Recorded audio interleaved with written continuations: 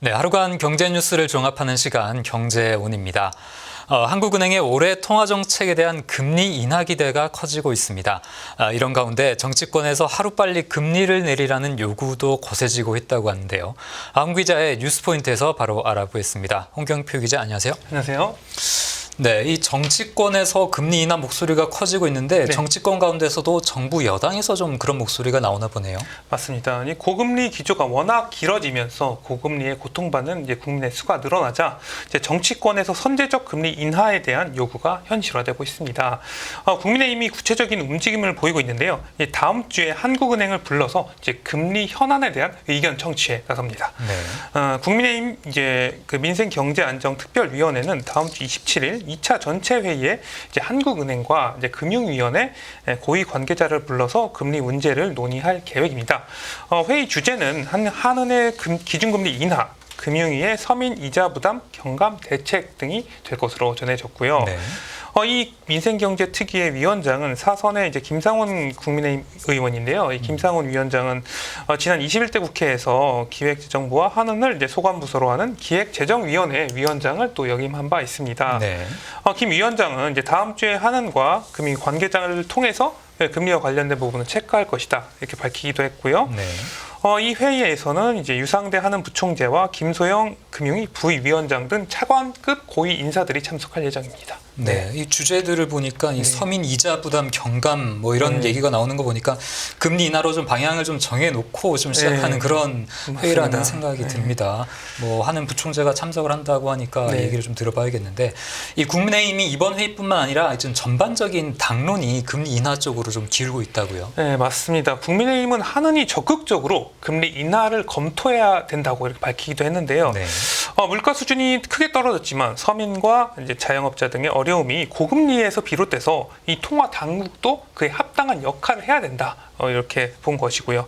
국민의힘 이 송원석 의원은 지난주 입장문에서 미국이 빠르면 9월, 늦어도 11월에 금리를 인하할 것으로 전망이 되는데 우리가 먼저 선제적으로 금리를 인하할 것을 좀 고려할 필요가 있다. 면서 한은의 금리 인하 필요성에 대해서 불을 당겼습니다. 네.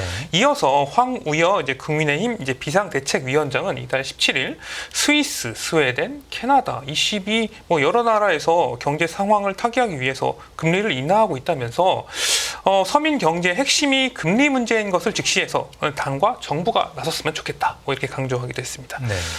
그리고 정부 쪽에서도 금리 인하에 또 불을 지폈습니다. 네. 대통령실 성태윤 정책실장은 이달 16일 방송에 출연을 해서 근원 물가가 2.2%까지 떨어졌고 통화 정책상 금리 인하 환경으로 좀 바뀐 것도 있다. 금리 인하 여지가 있다고 또 압박하기도 했습니다. 실제 금리가 인하되면 내수 회복세에 상당히 큰 도움이 될 것이다 이렇게 밝히기도 했고요. 네, 얘기를 들어보니까 정치권뿐만 아니라 당 정에서 모두 좀 인하 압박이 좀 나오고 있는 거네요. 그렇죠. 이런 압박 속에서 한국은행 당연히 곤혹스러운 반응을 보일 것 같습니다. 맞습니다. 이 통화 정책에 독립성 의무가 있는 한국은행 같은 경우는 이런 압박에 상당히 어려운 상황에 처한 것으로 보이고요. 이창용 한은 총재는 이 대통령실 정책실장의 발언이 있은 후에 금리에 대해 말하는 것에 대해서 다양한 의견을 듣고 있다. 독립성이라든지 이런 문제가 있다고 보지는 않는다고 말하기는 했어요. 물론 독립적 의사결정을 강조했지만 현재 상황이 불편할 수밖에 없습니다. 어제 채권 시장에서 국채 3년물 금리가 3.162%로 마감돼서 현재 기준 금리의 3.5%에 33.8bp 하회를 했는데요. 이것만 보면은 시장에선 이미 한 차례 25bp 기준 금리 인하는 기정사실로 여긴다는 의미로 좀 받아들일 수가 있고요. 네. 시장도 정치권도 하는 보고 금리를 내리라고 어필하는 분위기다. 이렇게 볼 수가 있겠습니다. 민생경제특위 한 관계자는 한은이 물론 부정적인 입장을 밝히긴 했지만 금리 인하에 대한 논의는 있을 것이다 이렇게 밝히기도 했고요. 네. 네. 이 외국계 은행인 시티은행 같은 경우에는 이 이창용 총재가 정치권 압박에 반발하지 않았다라고 평가하면서 8월 금리 인하 가능성 100%다 이런 전망을 내놓기도 했는데요. 관련된 소식들 좀 계속해서 주시를 해야겠습니다. 네, 다음 소식 이어드리겠습니다. 네, 은행권 자본 규제 강화의 자본성 채권 조달 러시 소식인데요.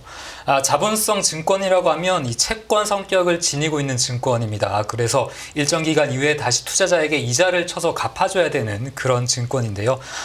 은행들이 이런 자본성 증권을 통한 자금 조달을 좀 확대를 하고 있다고 합니다. 아무래도 재무 안정성을 높이는 노력의 일환이라고 하는데 관련된 소식 들어보겠습니다.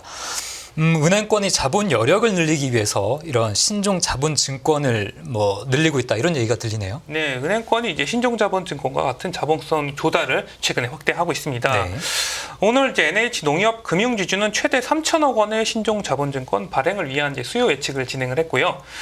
신종 자본증권이라는 것은 만기가 없거나 만기가 30년 이상으로 매우 길어서 이제 주식 자본의 성격을 가지고 있지만 이게 정기적으로 일정한 이자를 주기 때문에 채권의 성격도 있는 하이브리드 채권이다 이렇게 불리고도 있습니다. 주식과 채권이 섞여 있다 이런 말이죠. 네, 맞습니다. 네, 농협금융은 이번 발행을 통해서 이제 국제결제은행 BIS 자기자본 비율을 이제 높일 예정인데요.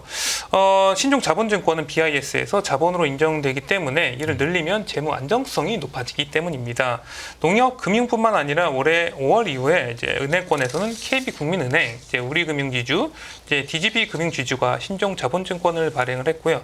우리은행은 어제 후순위채 발행을 위한 수요 예측도 마쳤습니다. 네. 그러니까 일반 채권이 부채로 좀 분류가 되지만 이 신종 자본증권은 이 자본으로 인정이 되기 때문에 자본 비율에서 좀 유리하게 작용이 된다라는 그런 얘기인 것 같습니다. 은행들이 이렇게 신종 자본증권 발행을 늘리는 이유 좀 말씀해 주셨는데 조금 더 구체적으로 좀 설명도 좀 부탁드립니다. 네, 은행들은 이제 자산 규모 경쟁을 펼치면서 대기업과 중소기업 대출을 이제 확대해 왔는데요. 네. 그만큼 자기 자본도 확충해서 규제 수준을 맞춰야 되는 상황이 됐습니다.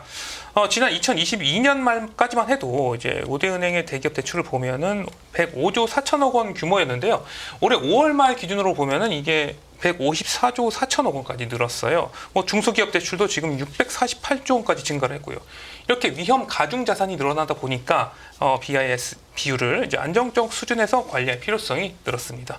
이런 상황에서 5월부터 은행과 금융지주에 대해서 1%의 어떤 경기 대응 완충 자본 규제가 추가로 부과가 됐고요.